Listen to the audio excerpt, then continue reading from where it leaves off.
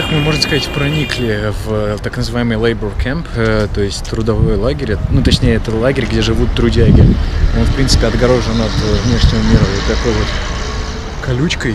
Здесь 1, 2, 3, 4, 5 колючих проволок. Но, типа, соответственно, вот здесь вот ребята сделали дырку. Честно говоря, мне очень стрёмно, потому что в целом именно в этой стране до сих пор разрешены только наказания, как, значит, удары плетьми.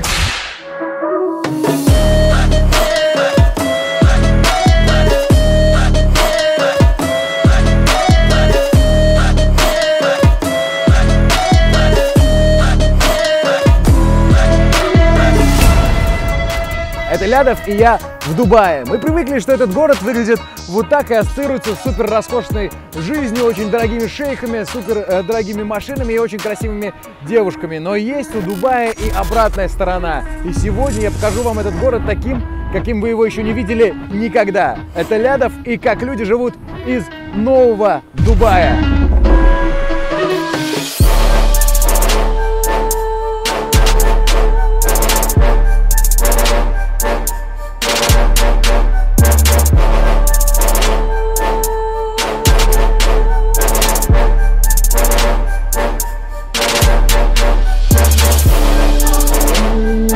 Люди мои, сегодня я покажу вам огромные гетто, скрытые от глаз туристов, где люди живут кто в старых пыльных автобусах, а кто на заброшенных стройках. Есть места, где рабочие живут прямо на улице. Вот смотрите, видите, у них одеяльца тут такие скрученные. Вот они только что закончили спать и начали свою работу. Как люди выживают прямо посреди пустыни, одеялко кладут на 4 камня и спят прямо под открытым небом. А где вы спите? Прямо в песке? В песке где? Вот в этом песке. Также побываем в запретных зонах. Знак типа нельзя вообще сюда заезжать. Здесь нельзя снимать, фотографировать, а вот дальше начинается роскошь. Смотрите. Побываем на самом большом в мире заброшенном искусственном острове. Открывай. Телефон! Телефон надо держать. Ну прикольная такая авантюра, учитывая, что здесь где-то еще рядом все время плавают лодки охранников.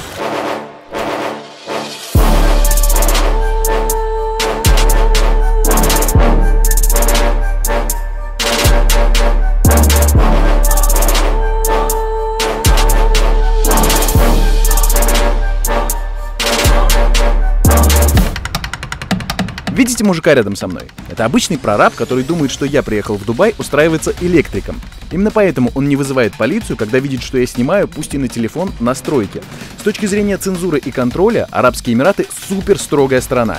Здесь запрещены звонки по WhatsApp и Snapchat. Здесь блокируют часть статей Википедии. Внимательно следят за всеми статьями на политическую тему и блокируют все, что попадает под размытую формулировку «не соответствует ценностям Арабских Эмиратов». Именно поэтому всем приезжим, кто говорит со мной, я буду замазывать лица. Арабским Эмиратам очень важен имидж. Люди, после большинства стран, в которых я побывал за последний год, а вы помните, что это за страны, Дубай реально сбивает с ног своим богатством и роскошью.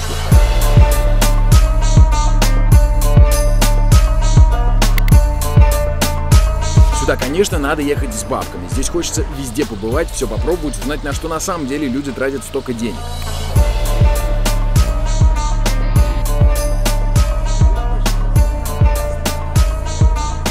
И вы можете сказать, что это, конечно, совсем не так трудно снимать в Дубае, потому что, ну, смотрите, как он в целом выглядит, да, это не какая-нибудь ледяная Монголия или не Венесуэла, где над тобой резиновые пули летают. Но здесь есть другие трудности, финансовые, потому что в целом здесь все дорого.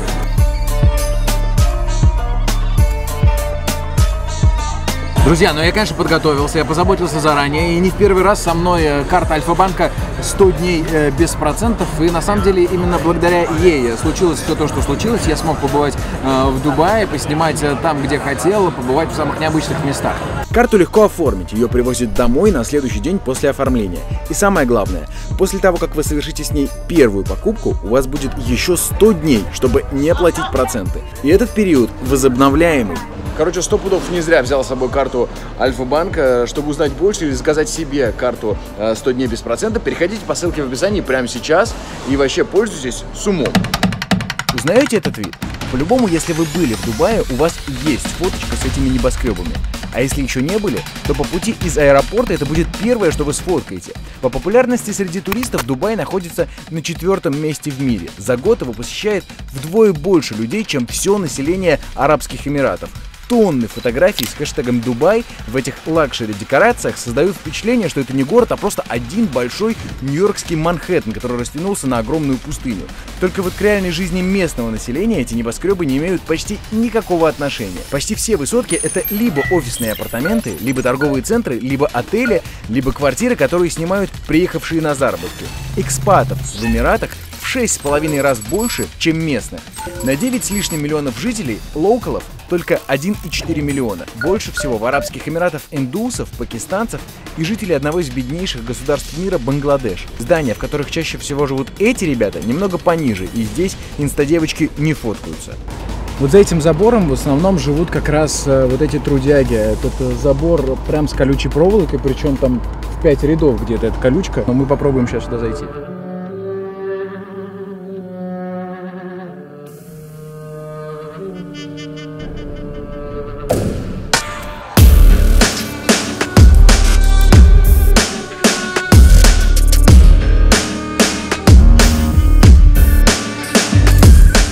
Лагерь — понятие условное. Это целое гетто, разделенное на огромные кварталы. Принцип следующий. Одно общежитие, одна компания. Работодатель, например, строительная компания, селит здесь своих рабочих, за жилье платит не трудяги, а работодатель. $500 за комнату в месяц. Сами общежития отгорожены еще одной колючей проволокой. На входе забор, а часто еще и супервайзер, который должен следить за порядком. Тут есть все, начиная вот от спальных районов, где вот я сейчас живу, точнее, еще пока не живу, слава богу. Вот, то есть огромный такой полноценный город. Внутренняя жизнь видна только своим. Ну вот она, обратная сторона Дубая. Я сейчас нахожусь прямо в самом, скажем так, пекле Labor Camp. Ну, то есть это вот место, где живут все трудяги. Вот, так вот оно выглядит. Соответственно, это такое, ну, типа две общаги таких с балкончиками, на которых развешивают вот шмотки и всякую прочую штуку. Вот. Народ выходит, у них тут себе дворик, выкатывают такие типа офисные стулья. Сидят, отдыхают. Ощущение, что ты в какой-то тюрьме в Пакистане. Кто на бочках чилит, кто обычные стулья вытаскивает.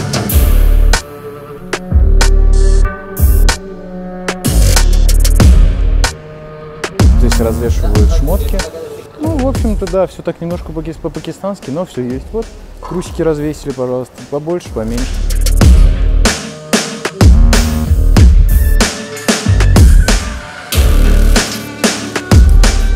В одном и том же корыте моют швабры, которыми убирают двор, ноги и тут же посуду.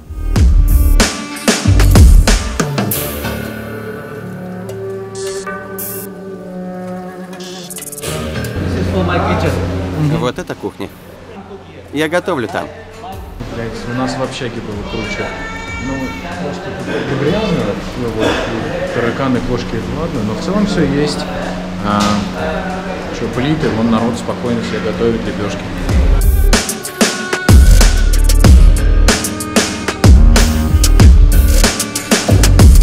Никто не жалуется. Кто салатик стругает, кто бадью супа готовит. Туалет на улице, а точнее в отдельном здании. С первого раза хрен поймешь, какая кабинка тут туалет, а какая душ. Тут как бы нет лейки. Тут тупо вот два кранчика. Из-за того, что нет леек, все моются с помощью вот этих ведер. Наливают в них воду, натираются и смывают. После так называемого душа работяги выходят без трусов, их стирают в том же ведре. И подвязываются вот таким покрывалом. Получается такой аналог халата. Когда понимаешь это, идешь по улице с новыми ощущениями, потому что вечером почти все работяги разгуливают именно в таком виде, чтоб дышал. Охренительное вечернее развлечение — это тусить около вот этой стены. Просто так никогда не догадаешься, что они делают. Вот предположите, стоят в очереди на медосмотр, разговаривают с родными, ждут раздачи писем или продлевают визы. Они занимаются тем, что они ловят Wi-Fi. Это медицинский центр, и в нем бесплатно раздают Wi-Fi. И оказывается, если ты приложишь смартфон к забору, то есть вот к бетонной стене, связь лучше. Ну как они до этого додумались, а? Тут и свой небольшой фитнес-центр. Тут в углу какой-то столовки, типа спортзал. Смотрите, гантели есть. Реально сейчас на свет выйду. Реально, смотрите, самодельную гантель сделали. Блин, какие вообще предприимчивые чуваки. Смотрите, просто взяли 2 бетона, налили и связали их какой-то железкой. Блин, красавцы. Встают рано, поэтому спать ложатся не позже 9. Ну а сейчас зайдем в комнату. Здесь положено у них разуваться. Сейчас я разуюсь. соответственно, живут примерно по 4-6 человек, по таких двухъярусных кроватях. Одна, вторая. Вот здесь вот живет 4 человека, все здесь. Вот такой запах немножечко, как вот запах в месте, знаете, где раздеваются рабочие. Примерно вот так же здесь пахнет. Вот тут вот, соответственно, ребят хранят посуду. Прямо здесь такая мини-кухонька. Вот тут такой типа мини-сейф у пацанов. Красавцы есть. Вот. Холодильник. Кнеопен. Холодильничек. Вот. Тут в холодильнике кто-то вот сдох, похоже. Вот здесь в холодильнике, почти ничего нет. Приглашают вот здесь. Не буду отказываться. How long do you stay here? Как долго ты уже здесь живешь? 2 years. 2 года. So do you like it? Тебе нравится? You like it? It's good. Да. What do you do? What is your job? А что ты делаешь? Электричество. Сколько часов ты работаешь? 8 часов. 6 a.m. you В start. 6 утра я начинаю и в 5 вечера заканчиваю. Is your salary good? А сколько ты How much? получаешь? 1000 дирхам. Вот эта игрушечная модель для раскрашивания стоила мне около 1000 дирхам. Этого человека зовут Важид. Сразу оговорюсь, он отличный парень. Ему просто повезло родиться коренным жителем Арабских Эмиратов. Чтобы меня тупо пустили к нему в гости, нужно было делать специальную заявку, предоставить кучу данных, их все занесли в компьютер, разве что отпечатки пальцев не откатали. Меня спросили имя, фамилию, паспорт, номер телефона в России. Спросили, на сколько часов я сюда пришел, к кому пришел, в какую квартиру пришел. Важиду 35, и он всего полгода как живет отдельно от родителей. Это тут норм. До этого была частная школа, в переводе на наши деньги это больше ляма рублей в год, колледж, путешествия каждый год, жизнь на вилле отца, причем их семью нельзя назвать супер богатой. Папа инженер, мама домохозяйка, в общем средний класс. То есть после 3 лет в колледже ты нашел работу, это было тяжело? Нет, мне повезло. Люди из той компании сами пришли ко мне в колледж. То есть это не ты искал работу, а она тебя нашла? Да, компания участвует в специальных программах. И если ты участвуешь в этих программах, они приходят и нанимают тебя. Сколько была твоя первая зарплата? 10 000 дирхам в месяц. Я не скажу тебе, сколько я получаю сейчас. Человек с нуля, без опыта работы, получил зарплату без малого $3000. И это было 15 лет назад. Сегодня зарплата $7000 для лоукала считается маленькой. Крепкая зарплата — это 10-11 тысяч долларов в месяц. На должности руководителя какого-то отдела нормальная зарплата — это $30 000. 2 ляма рублей в месяц, друзья. Причем из этих денег не забирают ни копейки на налог. И это не считая плюшек типа оплаты гольф-школ для детей, ну и так далее. У нас есть что-то вроде свадебного фонда. Когда вы женитесь на коренной жительнице Арабских Эмиратов, вы получали $19 000. Я нашел вам заброшенный автобус, показать, как он выглядит. Все горят. Кстати, вы смотрите, из удобств есть вентиляторик. Сзади, кстати, блять, прикиньте. Смотрите, тут спит человек.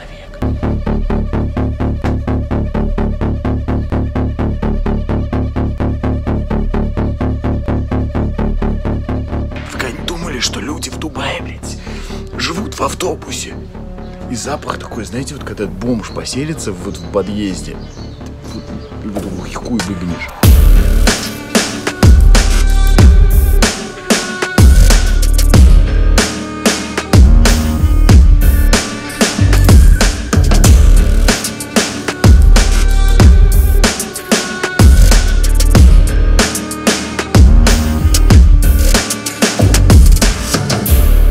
И это, оказывается, еще не самая жесть. Видите заброшенную стройку? На 2-м этаже чуваки разложили покрывало для сна, вбили по гвоздю в стену и развесили там все свои пожитки. В некоторых местах спят тупо на картонках.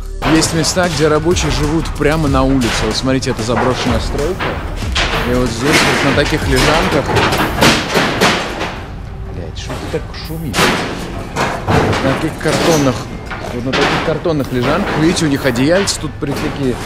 скрученные. Вот они только что закончили спать и начали свою работу.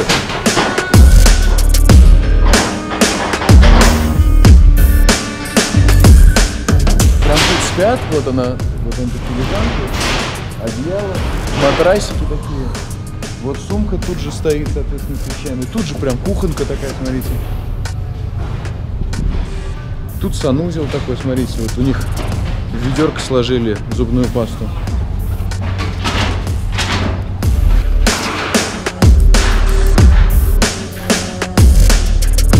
Зарабатывают кто как может. Вот чувак организовал под деревом парикмахерскую, поток клиентов приличный, поэтому пока барбер отдыхает, клиенты обрызгивают водичкой себя сами. Кстати, зацените полочку, куда он сложил коврик для молитвы и еще что-то организовал прямо в ветвях дерева. Я решился на эксперимент сделать прическу. Хочешь на лысо побриться? Блин, он еще и опасной бритвой это делает. Прическа называется «Евгений Плющенко». Разговаривает в основном на урду, это официальный язык Пакистана, но он тут с примесью английского. Дело в том, что все руководители на стройках, как правило, англоговорящие. Я учился в Самаре в очень крутой школе, но уроки урду прогуливал. Ну ладно, я шучу, на самом деле урду, конечно, у нас не было, но английский, немецкий, французский учили реально с нулевого класса. Кстати, сейчас я даже в поездках стараюсь реально поддерживать язык, потому что без английского в путешествиях, очень тяжко. Поэтому пользуюсь онлайн-школой. Друзья, после поиска и сравнений лично я остановился на онлайн-школе английского языка Skyeng. Я прошел первый урок, вот у меня тут домашка незаконченная про прекрасный город Сан-Франциско. Первый урок, кстати, бесплатно. Я понял, что для меня идеально, потому что, во-первых, уроки проходят там, где есть интернет, можно логиниться даже через телефон, через приложение, и, соответственно, попадаешь в систему, начинаешь заниматься. Чем Skyeng отличается от обычных курсов, от обычных уроков по скайпу? Тем, что здесь огромная полноценная платформа. Здесь, соответственно, вы планируете свои занятия, есть видеозвонки преподавателю, планируете, когда вам удобно заниматься, плюс есть куча удобных фишек, там ваш словарь, заметки, все это автоматически подгружается к тому, как вы продвигаетесь по мере обучения. Кстати, здесь куча узких специализированных курсов, будь то там связанных с бизнесом, медиа, есть даже, кстати, узкий курс по путешествиям. Короче, на уроке мне теперь не нужно брать с собой ни учебники, ни тетрадки, все под рукой, даже словарь. Представьте, можно просто кликнуть на слово и увидишь перевод еще из транскрипции. Просто будущее какое-то. Еще, друзья, рекомендую приложение Skyeng. Здесь можно делать домашку. Здесь можно учить слова, те, которые вы прошли на уроке, и абсолютно новые. Причем проходит это здесь в форме игры. Я перемещаюсь с одной локации на другую, постоянно, естественно, зависаю в телефоне. Теперь это можно делать еще и с пользой. Поэтому абсолютно всем смело рекомендую Skyeng. Всем тем, кто хочет выучить английский и быть во всеоружии в путешествиях, регистрируйтесь по ссылке в описании. Первый пробный урок бесплатный. А если вы используете от меня промокод LÜDI, то вам бесплатно капнет еще 2 дополнительных урока. Это крыло голубя. Сейчас я буду его пробовать.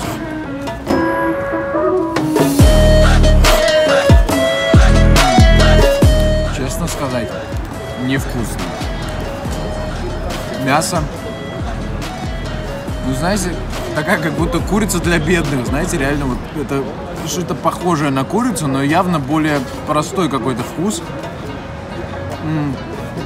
Менее насыщенное, менее сочное мясо, чем у курицы. Да, это невкусная курица. Голубь — это невкусная курица. Курица на минималках, знаете, типа такого. Чем же он пахнет? Честно скажу, знаете, чем пахнет? Я вот когда Патрику мясо варю для собаки своему, вот примерно так же пахнет. Продают все, что можно. Вот чувак загнал горсть сигарет поштучно.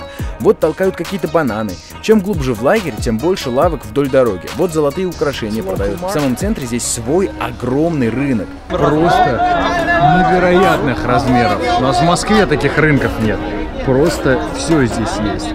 Это вот типа отдел типа овощей. Там дальше мясо. Здесь вот вам яичницу могут сделать, например, смотрите. И причем он работает именно вечером, потому что днем в основном народ работает. И, соответственно, вечером они приходят, включают свои лампочки и погнали.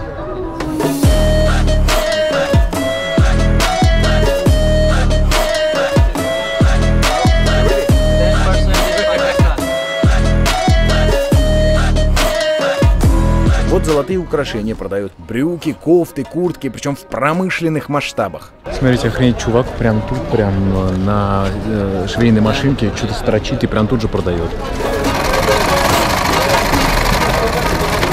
Парфюм парфюм, техника, куча видов табака. У нас вайн продается, который под губу закладывают. Дальше целый фудкорт. Варят какие-то супы, барбекю, кебабы. Свежевыжатый сок делают из сахарного тростника.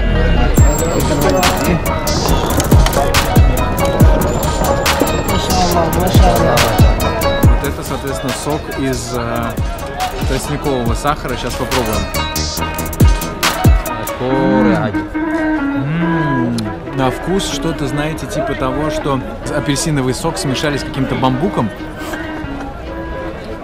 закинули туда мандариновую корку и подсолили чуть-чуть. Но вкусно очень, на самом деле, очень вкусно.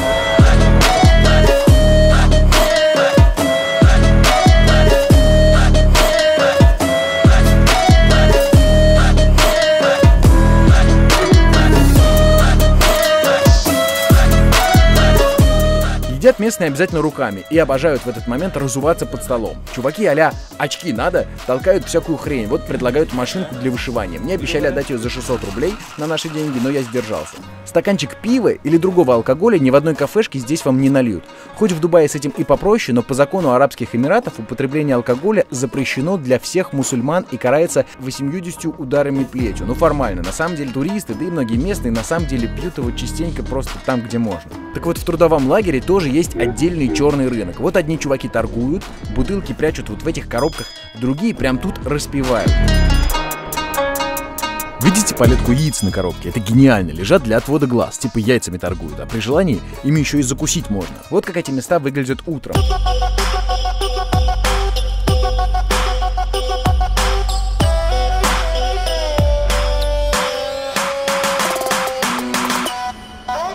Несмотря на то, что повсюду развешаны знаки «не мусорить», найти хоть одну чистую улицу тут трудно. При этом работяг регулярно штрафуют. Вот объявление на стене. Бангладешцам штраф 30 дирхам. Наказание выписывают за мусор, бардак, за то, что уехал на работу и, например, не выключил свет дома. Делают это специальные супервайзеры. Их тут называют кэмп-босс. Как правило, это ребята с опытом. Дело в том, что новички иногда даже читать и считать не умеют. Вот, например, продавец в простом пакистанском магазине считает, сколько с меня столбиком, при том, что рядом у него лежит калькулятор. Кайф Дубая в том, что даже таким ребятам без образования он дает возможность зарабатывать на порядок больше, чем в своих странах.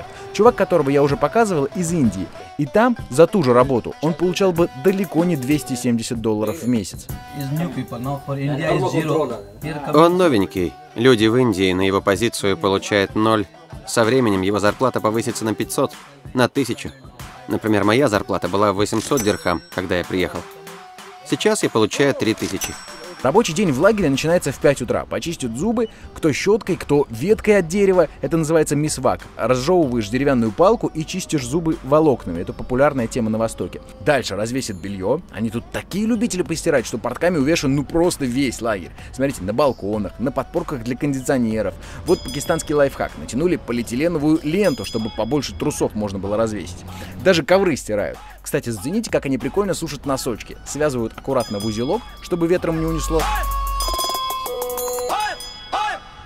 Дальше накладывают себе обед, обматываются любым полотенцем, кто в религиозных соображениях, а кто просто, чтобы не сдохнуть от жары. Берут с собой полиэтиленовую котомочку и на работу. Кстати, никаких КПП здесь нет.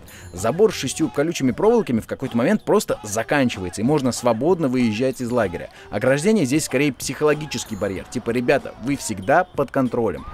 Ну, короче, я добрался до стройки. Вот она вот там находится. Вот она. Леса стоят. Вот, я научился себе жилетку, вот, но я же умный человек, да, я забыл оставить рюкзак, на рюкзаке еще Россия написано. Ну, короче, типа я такой гастарбайтер из России. На самом деле, мне кажется, что я в этой жилетке еще более приметный стал.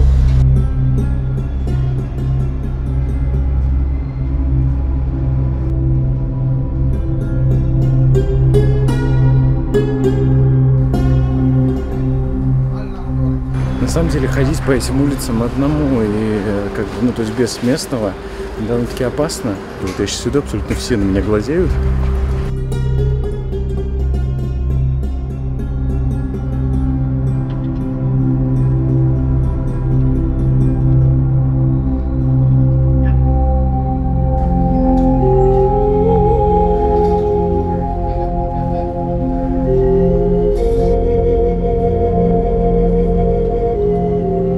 Всегда очень закрытое сообщество. Вот, здесь очень не любят чужаков. Как только они видят какую-то камеру, они тут же начинают, соответственно, докапываться, что ты, кто ты и так далее. Поэтому я хожу в жилетке, играю, строю себя проверяющего офицера.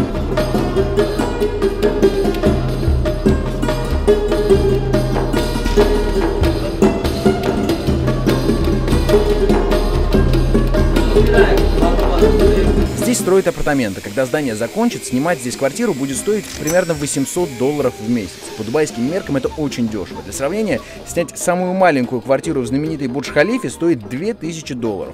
Люксовые варианты, типа на 400 квадратов, стоят по $160 000. 10 миллионов рублей в месяц, друзья. И такого жилья здесь девать некуда. Так быстро, как Дубай, не застраивался еще ни один город мира. Хотя еще 70 лет назад здесь даже электричества не было. Многие, кто не разбирался в вопросе, говорят, типа Дубаю повезло. Там нашли нефть, ну и дальше типа небоскребы, все богатые и вот это все. На самом деле все вообще не так. Город начал развиваться за десятки лет до того, как там вообще обнаружили нефть. 19 век. Арабские Эмираты живут племенами. Дубай на тот момент рыбацкая деревушка. В стране ни еды, ни воды, ни ресурсов. Пираты грабят, племена воюют, шейхи в столице Абу-Даби жируют. Вдруг один род шейхов решает отделиться. Семья Мактумов. Они, кстати, правят Дубаем до сих пор. Сваливают из Абу-Даби, обосновываются в Дубае и провозглашают город независимым. И тут один шейх решает, а давайте сделаем порт в Дубае свободным от налогов. Бизнесмены в Эмиратах, а потом и в соседних странах прошарили тему и начали переезжать в Дубай, потому что там можно было больше заработать. Местные власти крупным торговцам еще и землю бесплатно начали выделять, типа приезжайте, работайте.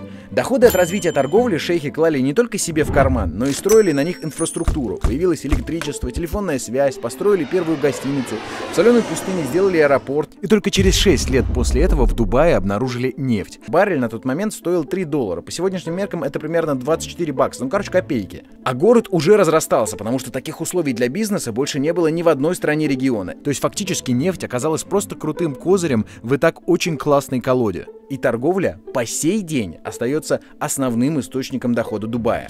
Охренеть, у них, смотрите, здесь есть плавающий магаз. Это прям вот Carrefour. И вот мы сейчас подъезжаем к людям. Сейчас нам только лодку не разбить. Смотрите, там продавец. Есть специальный человек, который должен бортовать лодку. Вот уже 3-й раз нам закидывает этот, значит, канат. Вот, наконец-то мы его поймали. Все можно купить там водички, вот можно мороженое, айскрим. Вообще кайф. Вот это сервис.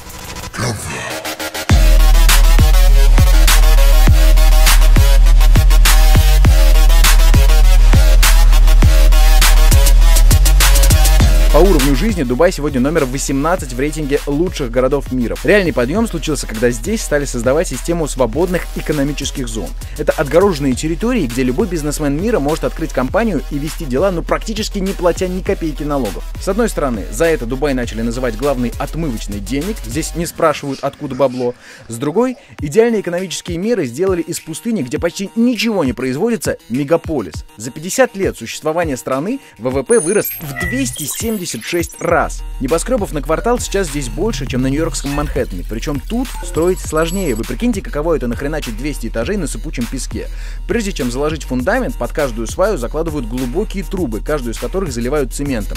А чтобы в кране была пресная вода, на берегу работает гигантский опреснитель. Он превращает морскую воду в обычную, и дальше она распространяется по сложнейшей системе труб.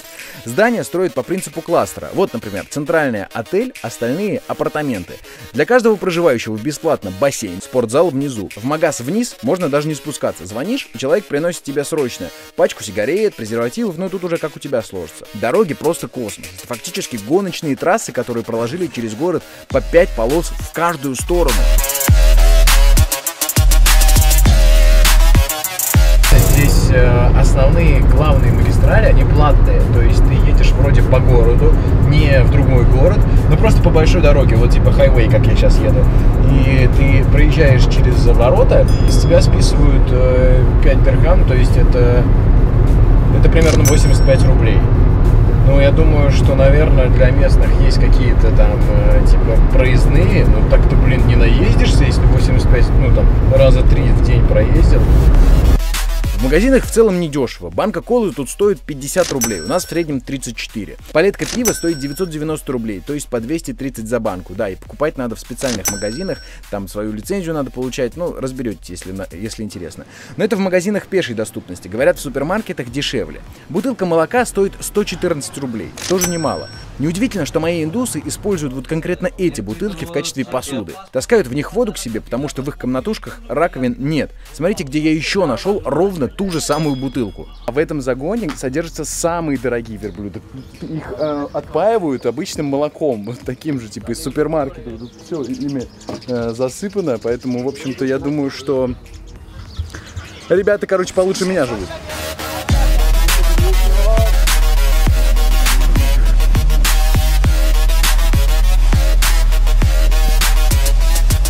Вы наверняка видели вот эту фотку, после которой в Дубай хочется эмигрировать, ну хотя бы в качестве коня. Мраморный холл, как в Эрмитаже, у каждого жеребца жилплощадь с обоями. На самом деле это не Дубай, это шоу-рум элитного конноспортивного клуба китайского миллиардера Джоу Цзяньпиня. Я очень захотел посмотреть, как на самом деле содержат элитных лошадей и верблюдов, но при въезде в такие места повсюду знаки. Запретная зона, не фотографировать, не въезжать. Сейчас, короче, я въезжаю на дорогу, где написано «Да заткнись». Сейчас, короче, я въезжаю на дорогу, на которой написано Private Access. Честно говоря, после Китая мне сейчас что-то пиздец стрёмно. Все, что связано с королевской семьей в Арабских Эмиратах, находится под диким наблюдением. Тут знак типа нельзя вообще сюда заезжать, это раз. И еще знак, здесь нельзя снимать, фотографировать, а вот дальше начинается роскошь. Смотрите, павлины ходят, какие-то вон шейх выезжает. Честно скажу, забираться в королевские конюшни я не стал. Нашел другое место, но с не менее дорогими верблюдами. А вот тот верблюд, вот второй, вот этот, да, дружище, стоит 4 миллиона дирхамов. Это больше 50 миллионов рублей, 60 примерно миллионов рублей за верблюда. Вы прикиньте, 20 выплаченных ипотек, просто охренеть. Специальные люди подготавливают траву, которую привозят по заказу. Причем разным группам верблюдов разные травы. Затяните, аккуратно отрезают корешки, чтобы, не дай бог, верблюд не съел лишнего. Поэтому у них обычно... Да куда ж ты пошел, дружище? Давай, кушай, кушай. Поэтому у них на носах обычно висят такие, скажем так, намордники. Видите, он сейчас пытается пожрать. Видите, это? Пытается пожрать носом какую-то солому. А ни хрена не получается, потому что и кормят их в нужное, в определенное время и так далее. Вот ему нарезали специальные люди, соответственно, целую вот телегу вот этого прекрасной свежей травы. Дайте-ка я попробую, заценю эту траву. На вкус как руккола из азбуки вкуса.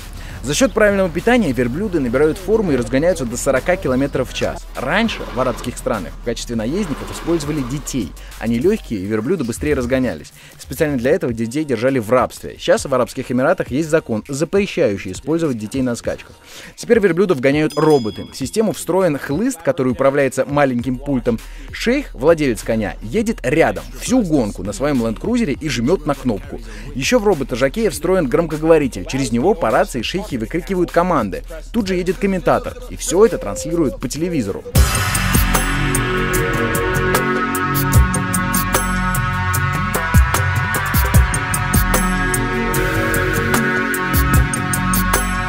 Вот как живут люди, которые обслуживают всех этих крутых, значит, верблюдов. Тут даже строения никакого нет. Это просто, значит, кровать, матрасик, одеяльце, подушечка. Вы спите прямо здесь? Да. Не холодно? Нет. Okay. Приехав на скачки, ни консервных банок, разбросанных вокруг кроватей под открытым небом, вы не увидите. Это будет супер элитное шоу, где богатые шейхи проигрывают миллионы долларов на ставках на фоне красивых барханов пустынь.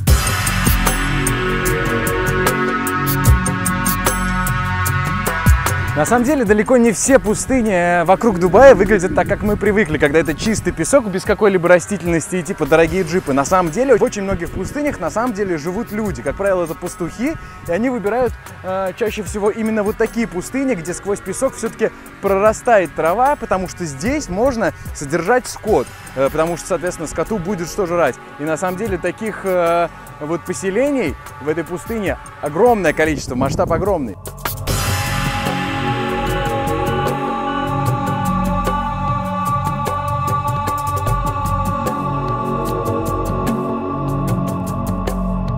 Угадайте, на чем я поехал искать эти домики посреди пустыни?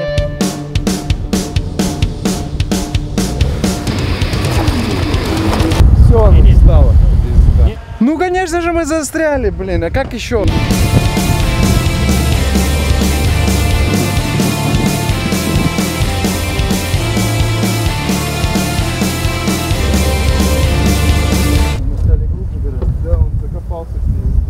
На самом деле по пустыне ездить можно, тут накатана целая система дорог, но, блин, в нашей тачке даже спускать колеса было бесполезно. Самое жесть — это когда буксуешь, машина дном садится на песок. Мы нашли где-то ржавые куски железа, додумались, как выкрутить домкрат из багажника.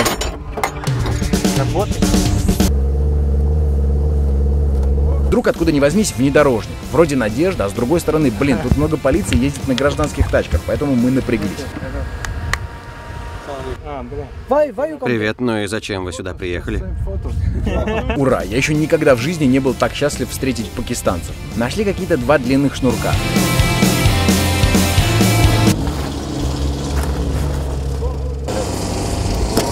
Но веревка, конечно же, порвалась. Осталась только одна, но на ней мы вообще сейчас не выйдем. Еще разок и как будто бы ура! Вот так надо сделать. И теперь самое интересное. Надо преодолеть гору. Наш Женя несется. Погнал, Женя. Встал! Бля, он опять застрял. Ну, короче, вы поняли, едем дальше. Так люди живут просто посреди пустыни. Вот как выглядят эти жилища. То есть это, в общем-то, построенная такая конструкция из обычных, из какой-то пальмы. Здесь немножко крыша провисла. Здесь у них, соответственно, костерок. Вот, тут они чилят, отдыхают себе, прихорашиваются. Вот, пожалуйста, вам зеркальце. Такой вот кусочек. Сама постройка, она как бы собрана из каких-то просто деревянных листов, которые нашли, и вот так тканью немножечко прикрыли, ну, для красоты. Но все-таки, да, тут было бы стрёмно, если просто доска была. Другое же дело, вот повесили красавцы какую-то ткань. Вот как это выглядит изнутри. Электричества в таких местах нет. Вот они места для сна. Вот, соответственно, вот кто-то недавно приехал, видимо, заехал с чемоданчиком. Это сейф. Вот так вот выглядит, значит, пакистанская версия сейфа. Это, значит, тумбочка и с этим, с замочком. Без электричества совсем жить тяжело, поэтому ребята намутили где-то вот аккумулятор, смотрите, прихреначили к нему проводки, и от них уже непосредственно заряжают телефоны, там свет идет там и так далее. Вентилятор еще есть, смотрите, а? Вот он, нахер кондиционер, ой, бля.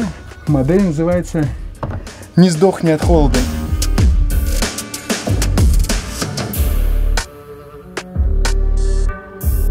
When did you come from Pakistan? How long you stay here? А сколько вы уже живете здесь? 5 years. 5 лет. Where do you sleep? А где вы спите? In sand. А? Прямо в песке? Where? В песке где? In the sand where? This sand. Right Вот в here. этом песке. You sleep here.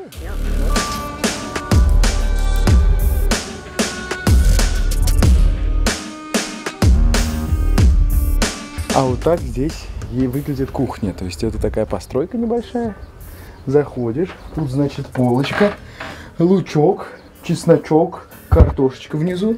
А вот здесь непосредственно место, где прям готовят. То есть тут стоит такая плита, немножечко такая проржавевшая. Ну, честно говоря, так не херово проржавевшая. Вот, соответственно, кастрюльки алюминиевые. Несмотря на то, что вам наверняка хочется этих ребят пожалеть, сами они счастливы работать здесь, я не преувеличиваю. Скажите, где лучше, здесь или в Индии? Лучше здесь, конечно. В Дубае лучше? Вы серьезно?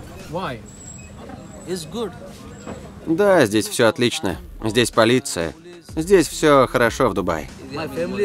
Моя семья благодаря этому чувствует себя очень хорошо, потому что я откладываю деньги. Да, именно так. Если кого и надо винить в том, как живут эти люди, так правительство тех стран, из которых они бегут в Дубай зарабатывать деньги. Арабы, я считаю, гениально все сделали. И сами шикарно живут, и другим дают зарабатывать.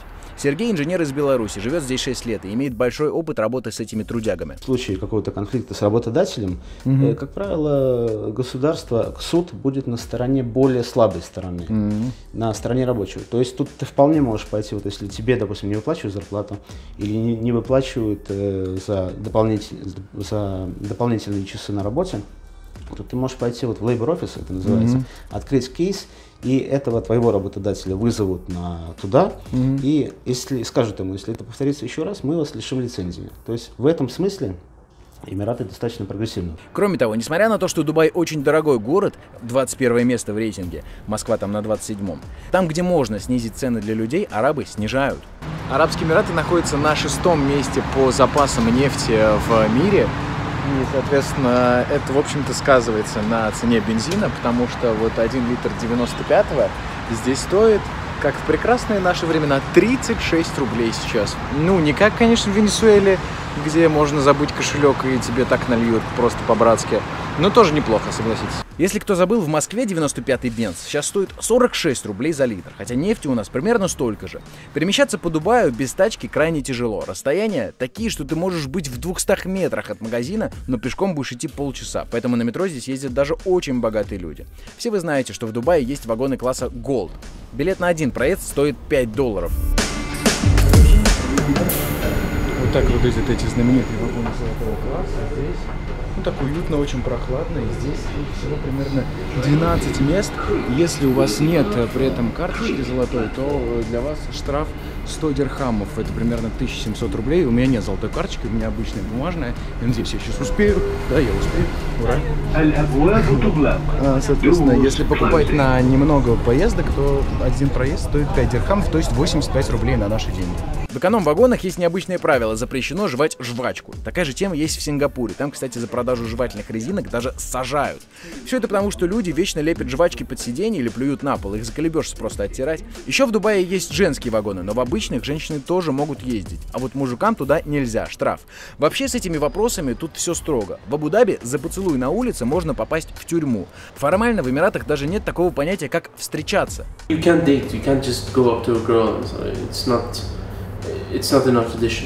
не можешь встречаться, гулять. Наша традиция, что мама идет на чью-то свадьбу и ищет тебе девушку. Она выбирает красивую, разговаривает с ней. Потом рассказывает о ней тебе. Потом происходит встреча отца девушки и парня. Если все окей, они обговаривают условия. Например, она хочет дом в определенном месте, машину. Слушай, а когда мужчина и девушка впервые остаются одни? В ночь после свадьбы, когда занимаются сексом. Она должна быть девственницей. Но так по традиции, на самом деле, не всегда так.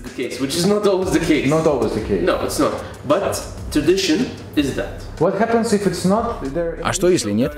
Парень может сказать: все, развод. Слушай, ну мы все взрослые люди, если мне там 39 условно лет, и я хочу заниматься сексом. Ты делаешь это по-тихому, как большинство людей делают. Самая большая проблема – это если она забеременеет, потому что в этом случае она не может остаться в стране. Она уезжает. А если это эмиратка? Тогда она остается. Но это позор на всю семью. Долгое время назад, если эмиратка беременела от тебя, ты был обязан жениться на ней, либо идти в тюрьму. Это чтобы защитить ее. На практике Эмираты сегодня довольно толерантны к случайным связям. При желании здесь можно найти все, что угодно. Вот, например, как рекламируют клубничку. Они тупо на каком-нибудь людном перекрестке разбрасывают открыточки.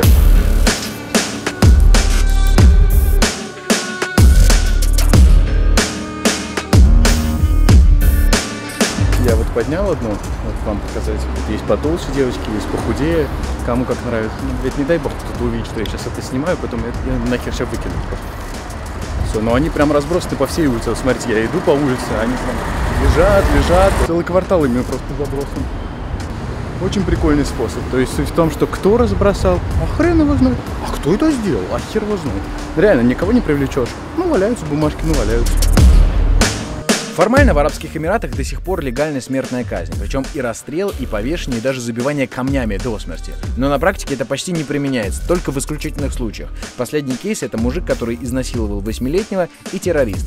То есть главная задача системы наказания Арабских Эмиратов — это напугать. Так же делают в США, когда ты садишься в каждое такси, и перед тобой крупными буквами «Притронешься к таксисту, 25 лет тюрьмы». То же самое, помните, кстати, было в лейбор-кемпе, когда есть вроде бы забор, но выходить можно. Результат — и Дубай, и Абу-Даби в топ-5 самых безопасных городов планеты. Здесь безопаснее, чем в швейцарском Цюрихе, где, мне кажется, даже голос друг на друга вообще никто не повышает. В итоге Дубай превратился в самый быстрорастущий город. Жилье стало строиться такими темпами, что в конечном итоге закончились люди, которые могут его покупать. В общем, мы приплыли к одному из самых любопытных объектов Дубая. Это огромные искусственные острова, которые, соответственно, должны были быть закончены и должны быть уже заселены к следующему году. Но из-за финансового кризиса здесь сейчас просто нет никого.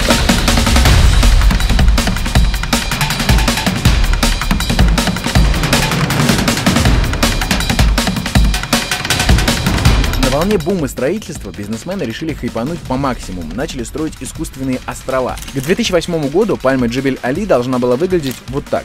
Но обратите внимание, это не фотка, это рисунок. Прийти посмотреть, как она выглядит сейчас на самом деле, нельзя. Проход закрыт, повсюду дозорные и ксероохраны. Я решил заходить с моря.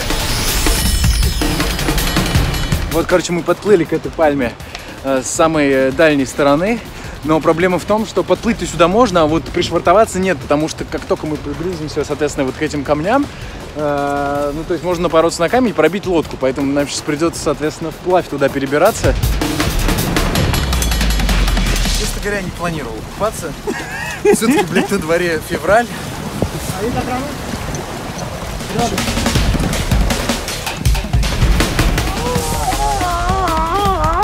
Вода как в феврале, блядь. Да что, не пойдешь, видосы, где мои вещи-то? Телефон, камеру, шмотки решил положить в спасательный жилет. Все же сейчас ёбнется, понимаешь? А телефон? Телефон надо. Вокруг никого, тишина мертвая, поэтому любой звук слышно, но очень издалека. Внизу ежи, я уже наступил где-то на 2 ежей. Сами они, конечно, скользкие. Сейчас мы попытаемся, соответственно, залезть по этим камням туда наверх. Ну, прикольная такая авантюра, учитывая, что здесь где-то еще рядом все время плавают лодки охранников. С дрона видно, в нескольких километрах от меня патрульный катер. Он говорит: жилет, говорят, спрячьте жилет, потому что жилет очень... Хорошо, я понял. Надо типа снять жилет, потому что охрана увидит. Не споткнуться на камнях, поросших водорослями, еще пара морских ежей, и вот он.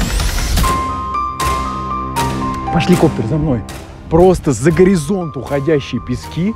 Это просто...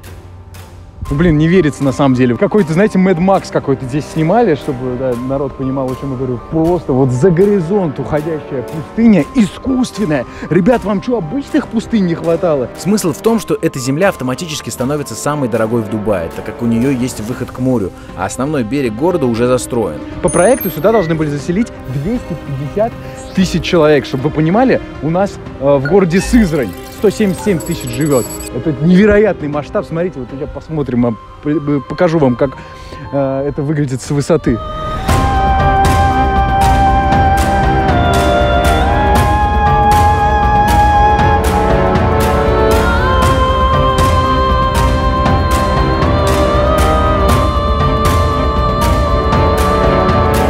На этой площади поместилось бы 6 Венеций. Бюджет проекта $60 миллионов. Чтобы вы понимали, насколько это много, это в 3,5 раза больше, чем украли на взятках в России за весь 2019 год, по данным Счетной палаты. Здесь должно было быть 6 пристаней для яхт, аквапарк, построенный на сваях над водой, целые города на каждой ветке пальмы. Но из-за финансового кризиса цены на еще не построенную здесь недвижимость рухнули на 40%. В итоге из всего обещанного здесь одно единственное деревце, которое каким-то чудом выросла, пихтовая. Бля, кстати, смотрите, чуваки. Я по-любому на этом острове не один. Смотрите. Следы от тачки. Эти уходят. И видно, что проехали недавно. Поэтому по-хорошему, на самом деле, надо быстренько отсюда сваливать. Потому что если сейчас меня тут найдут, блядь, я никак не объясню им, что я просто турист, который решил, блядь, сойти с ума. Блять, ебучие ракушки, сука. Первая пальма Дубая при этом заселена полноценно. Из архипелага Дубай World это острова, повторяющие облик планеты. Типа один остров, одна страна. Жизнь есть примерно на 7-8 островах, а всего их 303. Но если честно, я не сомневаюсь в том, что в конечном итоге они это достроят. В конце года здесь откроется выставка Экспо 2020. Это такие, знаете, Олимпийские игры в мире недвижимости. В свое время Эйфелева башня была построена вот как раз для такой экспо. Учитывая, как Арабские Эмираты любят самые большие здания, самые большие аэропорты и так далее, обещают, что шоу будет ну просто бомбическое.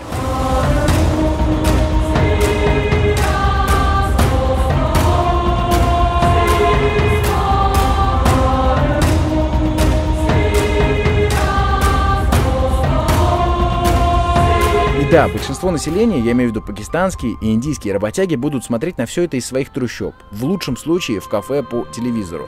Но на вновь приехавших предпринимателях они заработают себе столько, что отправят домой в семью, в конечном итоге накопят на то, чтобы открыть у себя там дома магазинчик или кафешку, и уедут навсегда из этого Дубая и до старости будут жить уже не с голой жопой. А, не ожидали, да, друзья? Думали, я езжу только на этом, на буханке, как в Монголии? В следующем выпуске я покажу вам, почему Дубай до сих пор это столица суперкаров. Да, я впервые сяду за руль Lamborghini.